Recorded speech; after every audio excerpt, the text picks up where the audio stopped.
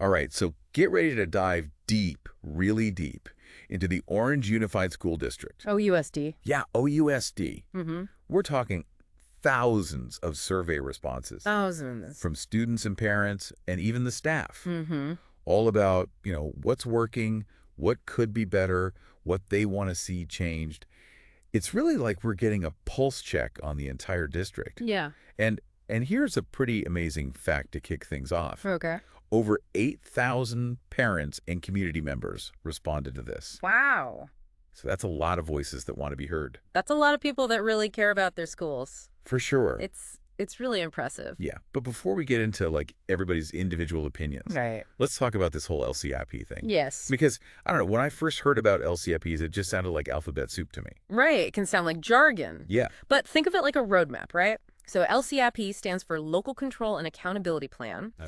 And it's how California schools set their goals, figure out how to reach them, and then track their progress. So this survey that we're looking at is part of that whole process. Yeah, it's a key part. Gotcha. Because, you want to make sure that that plan is reflecting what the community actually wants and needs. So it's like a big feedback loop. Exactly. Yeah. To make sure that everyone is on the same page. And in this case, everyone is like, we're talking about, It's a lot of people. yeah, We're talking about elementary school kids, high schoolers, parents, folks in the community, the teachers, the staff. wow. So a lot of different perspectives. Yeah. So I'm just like, my initial reaction looking at all of these results Right. is, wow, there's a lot of feedback here. A lot. What was your initial reaction to seeing just this massive response? Well, I think it's really impressive. It Mhm. shows that people want to be engaged and they want to shape, the future of OUSD. Mm-hmm. But it also presents a challenge, right? How do you distill all of this information That's a lot to distill. and then how do you actually act on it? Yeah, That's a big question. that is a big question. Yeah. So let's start with the big picture. Okay. Overall, do people seem to, generally be happy with the direction of the district? There's a lot of positivity. Okay. Yeah. Overall, people seem happy with how things are going in the district. Right. And in particular, parents and community members seem to feel confident that the district is doing a good job preparing students for what comes after they graduate. Okay, well, that's encouraging. Yeah. But I'm guessing no system is perfect, so what are some of the areas where people were kind of raising their hand and saying, hey, we need some improvement over here? Well, one of the biggest things that jumps out is college and career readiness. Okay. Like it was students, parents, staff all saying we need more support in this area. Okay, so it's clear that they want more, but Yeah. what does that actually look like? What kinds of support are they actually asking for? Well, they're saying they want more hands-on experiences, like internships, job shadowing, apprenticeships, Yeah. just anything that gives them a taste of what's out there beyond just what they learn in their textbooks. Right? Yeah. And they want help with, the nitty-gritty of college applications and scholarships, all of that stuff. It's one thing to say, hey, go to college, but it's a whole other thing when you're trying to actually figure out Right. how to do it. Exactly. And Yeah. and on the parent side, they're echoing that need for better college counseling, but there's also a desire for more resources, especially those available in multiple languages, Ah. to help families navigate, all this complex world of college apps and financial aid and all that. Yeah, that makes sense, especially in a district as diverse as OUSD. Right. You can't just assume that everyone has the same starting point or the same access to information. No, absolutely not. So it really highlights the need for equity and accessibility in college and career preparation. Okay. And it's not just about college either. Yeah. Parents and students alike are expressing a really strong desire for more robust career technical education programs. Oh, CTE. Yeah, CTE. I've been hearing a lot about CTE programs lately. Yeah.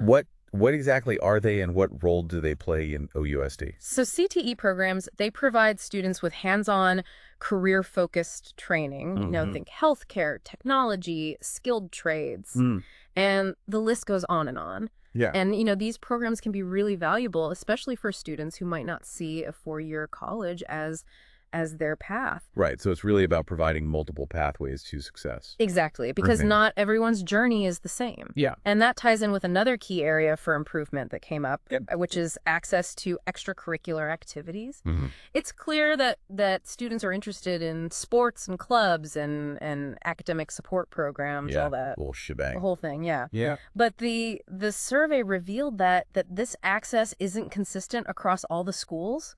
So it's not just about having the programs, but it's about making sure they're equally available to all students, no matter what school they go to. Exactly. You hit the nail on the head. Okay. And this disparity, it points to some, potential resource allocation issues that the district is probably going to need to address. Right. It's about making sure it's a level playing field where all students have the same opportunities Yeah. to, explore their interests and develop their talents. Okay, well, let's shift gears just a little bit and talk about, the people who are really kind of on the front lines here, the teachers and the staff. Mm-hmm. Because as we're looking through this data, I think it's important to consider their voices. Absolutely. They're the ones who are, in the classrooms every day. So I think their insights are really valuable. Yeah, they're the engine of the whole operation. Yeah. And one of the things that's really striking is that call for support. Mm-hmm. It's not just about, resources. Right. It's about feeling valued, heard, equipped to handle, what are increasingly complex challenges in the classroom. I imagine it can feel pretty overwhelming, especially with, growing workloads and all the different student needs that they have to address. Absolutely. Yeah. And that's what we're seeing in the survey results, too. Right. Teachers are expressing concerns about their workload, Mm-hmm. student behavior, Yeah. and they're asking for more support in dealing with these challenges. So it's not just about making sure students have the resources they need, but it's also about empowering the educators who are working with them. Absolutely. Investing in our educators is an investment in the future, right? Right. We can't expect them to pour from an empty cup. That's a good way to put it. Yeah. So supporting their well-being, providing them with the tools that they need, Yeah, ultimately benefits everyone. for sure. For sure. Well, let's get into the visuals, Okay. because I know there were some pretty helpful charts and graphs included with this that can help us kind of, visualize what we're talking about here. Right. So what are some of the things that stood out to you when you're looking at these charts and graphs? Well, the pie chart showing the breakdown of who participated in the survey, Okay. that's pretty eye-opening because almost 40% Wow. of the respondents were parents. Yeah. So it just paints a really clear picture of how committed parents are to their kids' education. That's right. They're not just dropping their kids off at school and hoping for the best. They want to be involved. Yeah. They're engaged. They want to be part of the process. That's fantastic. And I remember that bar chart showing the main areas for improvement. Oh, yeah. That's almost like a roadmap for change. And right at the top, it was parent engagement in college and career readiness. Yeah, the data speaks for itself there. It does. And what about that line chart showing parent interest in workshops over time? Oh, yeah. I mean, it was like steadily going up. Steadily climbing. And that just shows that they're hungry for information Yeah. and for connection and ways to be more involved in their kids' education. Mm-hmm. But, one of the charts that really grabbed my attention was the one breaking down participation in extracurricular and academic programs. Yeah, that one was interesting, Mm-hmm. especially when it came to the arts programs. Yes, I mean, because so while we're seeing, those academic support programs being really popular across all grade levels, Mm-hmm. there's a noticeable dip when it comes to arts, which Yeah. raises a really interesting question. Yeah. Like, are we undervaluing arts education, Mm-hmm. especially with all this, focus on STEM and career readiness?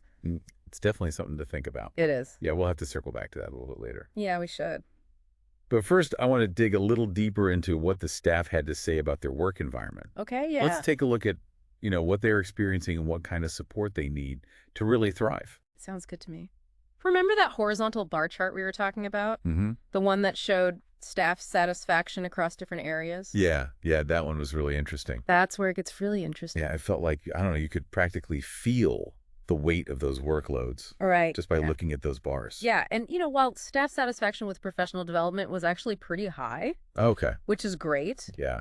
other areas like support for student behavior, Mm-hmm. time for collaboration, and especially managing workload, Yeah. those revealed some areas where there's definitely room for improvement. So it seems like there's this disconnect where teachers want to, you know, grow professionally, Mm-hmm.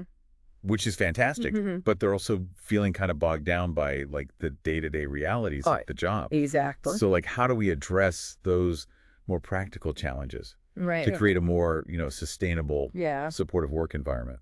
That's the million-dollar question. Yeah. And it's something that OUSD is going to have to figure out Yeah. if they want to keep good teachers and create a positive learning environment. For sure. But, let's zoom out for a second Okay. and think about you, the listener. Mm-hmm. Even if you're not, directly involved with OUSD. Right. These issues are happening everywhere. Yeah. Like, think about your own community. Mm-hmm. Are you seeing these same things happening in the schools in your area? Yeah, I mean, these challenges, these opportunities that we're talking about, Mm-hmm. they're not unique to OUSD. No. This need for more college and career readiness support, Yeah. equal access to extracurriculars, a supportive work environment for teachers. Mm-hmm. I mean, these are conversations that are happening in districts all over the country. All over. And let's not forget about that other question we were talking about earlier. Oh, right. About, About the arts. yeah, are we undervaluing arts education? Because, we're putting so much emphasis on STEM and career readiness. It's true. Yeah. I mean, I understand why we want to, equip students with the skills they need for the jobs of the future. Mm-hmm. But I also think about, those creative, expressive parts of learning. Yes. They're so important. Absolutely. For, just being a well-rounded person. Yeah, finding that balance Yeah. between, nurturing the analytical side and the creative side. Mm-hmm. It's important. And that balance, it goes beyond academics, too. Yeah. We need to think about the well-being of our teachers. Yeah. Because if teachers are, burned out, Right. they can't really be there for their students in the way that they need to be. They can't effectively support their students if they're feeling burned out. So this survey, it feels like it's uncovered some pretty critical areas for improvement. Yeah. But I'm curious, what are some of the concrete steps that OUSD is actually taking to address these concerns? Right. So the good news is the report doesn't just, present the data. Okay. It also includes some recommendations based on the feedback. Oh. So, for example, they're prioritizing expanding college and career readiness initiatives. Oh, that's great. Yeah. But what does that actually look like? So one of the things they're doing is they're going to beef up their career technical education programs. The CTE program? Yeah, the CTE programs. Okay. So that means, increasing outreach, offering more diverse programs, Okay. and providing more internship opportunities. I love that. Yeah, because giving kids a chance to actually try out different careers Yeah. can be really eye-opening. Yeah, it's not just about reading about it in a book. It's No. about actually experiencing it. Exactly. And along with the CTE expansion, they're also focused on increasing access to one-on-one college counseling. Okay. So this will give students more personalized guidance on, choosing the right college, Yeah. navigating the application process. That can be so overwhelming. Right. Especially if you're the first in your family Yeah, it can be really daunting. to go to college. Mm-hmm. So, So it's about, removing those barriers. yeah. Making sure all students have the support they need. And it's not just about college prep, right? Right. They're also looking at ways to enhance extracurriculars Mm-hmm. and academic support across all the schools. Yeah, they're taking a holistic approach, They're great. recognizing that a well-rounded education involves, all of these different pieces. How are they going to address that unequal access to extracurriculars? Well, the report specifically mentions addressing the differences in availability across the different schools. Mm-hmm. So they're looking at ways to make sure that all students can participate, Yeah. regardless of which school they go to, Okay, good. and to make sure, families feel more involved and connected. Mm-hmm. The district is also planning to offer more bilingual resources Mm. and targeted workshops for parents. Yeah, I mean, I think that really came through the survey results, Yeah. that parents want to be involved, Yes. but they may need some extra support, especially if English isn't their first language. Absolutely. And by offering those resources in multiple languages, Yeah. and having those, workshops that are more tailored to specific needs and interests, Yeah. they can really tap into that energy that parents have Mm-hmm. and create a more inclusive and collaborative environment. It sounds like they're really trying to create a partnership Mm-hmm. between the school and the families, Exactly. which is fantastic. Yeah. But let's not forget about the teachers and staff. Right. What are some of the concrete things that they're doing to help with those concerns about workload Mm-hmm. and student behavior and the need for more support? So on the professional development side, they're going to increase opportunities for educators to attend workshops and training programs Okay. that will cover things like classroom management, mental health awareness, Yeah. culturally responsive teaching. So it's really about equipping them with the tools Yeah. to navigate like all the different challenges. Right, the complexities Yeah. of today's classrooms. And then what about like the concerns about student behavior and the need for more support there?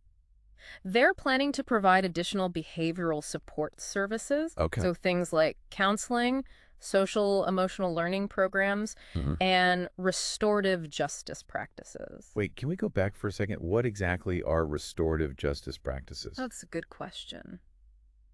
I've heard the term, but I'm Yeah. not really sure what it means. So it's a different approach to discipline. Okay. It's about repairing harm and building relationships Okay. rather than just punishing, Yeah. when someone does something wrong. Interesting. So it involves like bringing people together, Okay. the people who have been harmed and the people who caused the harm. Mm-hmm.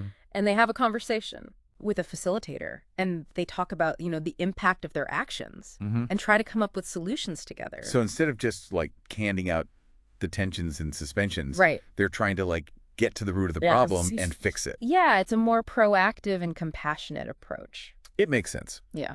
So overall, it sounds like they're really listening to this feedback Yeah. and making some pretty big changes. You're taking it seriously. Yeah, but I'm also curious about like their long-term vision. Mm-hmm. Where do they see themselves in, say, 5 years? Well, based on the LCAP goals and what we're seeing in the survey, Yeah. it seems like their vision is to become a model for educational excellence and equity. Okay. So they want to create an environment where every student feels valued and challenged and supported. That's a beautiful vision. It is? But how realistic is that? Yeah. I mean, to achieve that level of excellence and equity. It's a big goal. Yeah. And there are going to be challenges. We're talking about systemic issues that won't be solved overnight. Right. But the fact that they're doing this, Mm-hmm. that they're seeking input, they're analyzing data, they're making plans, Yeah. I think that shows a real commitment to creating change. Yeah, it is a big goal. It is. But it's really their commitment to like continuous improvement that I find so impressive. Yeah. Like this survey wasn't just, checking a box. Right. They're actually using it to make changes. Absolutely. And that's what's going to make the difference in the long run. Yeah. That willingness to listen and to adapt and to take the feedback to heart. Mm-hmm. That's huge. And there will be bumps in the road. Oh, for sure. I mean, these are big, complicated issues. Yeah. We're not going to see them fixed overnight. Right. But the fact that they're being so proactive about this, Mhm. they're asking for input, they're looking at the data, Yeah. they're making plans. It's pretty inspiring. I mean, it makes me think about the potential for change, not just in OUSD, but in, districts all over. Absolutely. If they can pull this off, Yeah. create this vision of excellence and equity, it could be a model for other districts to follow. It could be, and it's a good reminder that education is a team effort. Yeah. We all have a role to play in making our schools successful. Parents, educators, community members, policymakers. Everyone. It takes a village. It does. And that brings us back to that question about arts education. Right. As we're preparing students for the future, are we focusing so much on, certain skills Mm-hmm. that we're forgetting about, like creativity Yeah. and imagination? It's a valid question. It is. And, those are important skills, too. Right. Especially in today's world. Yeah, the challenges we're facing today, Mm-hmm. they require more than just technical skills. Right. You need to be creative. Yeah. You need to be able to think critically, solve problems, think outside the box. And those are skills that you develop through the arts. Absolutely. So it's about, finding that balance, Yeah. innovation, creativity, but also academic rigor, Mhm. career preparation. You need both. So as we wrap up this deep dive into OUSD, Yes. let's leave our listeners with one final thought to ponder. Okay. What if OUSD actually achieves this? Right. What if they become this model for educational excellence and equity? Yeah. What would that actually look like? That's a good question. What changes would we see in the classrooms, In the schools. in the lives of students, teachers, families? Yeah, It's something to think about. it is. So thank you for joining us on this deep dive. My pleasure.